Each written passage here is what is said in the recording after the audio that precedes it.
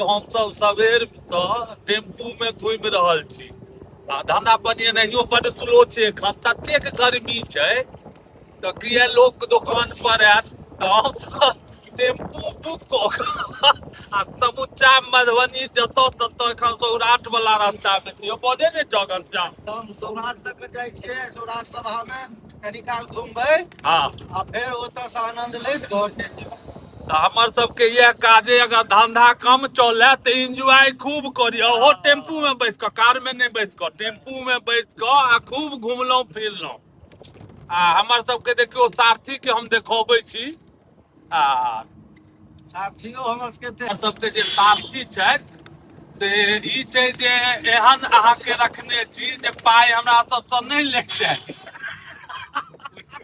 ओहि सब विशेष के चिकंजिए पी जाइ छै, एना पाइ हमसब की देबै, एक से दू से ई खर्चो कऽ लै छथि। इएह भऽ गेल सौराठ सभा, सौराठ वाला लाइन पर छी। आर एतऽ देखियो 4 लेन जे बनल से ऊपर दऽ कऽ जायत आ ई बनि रहल अइ।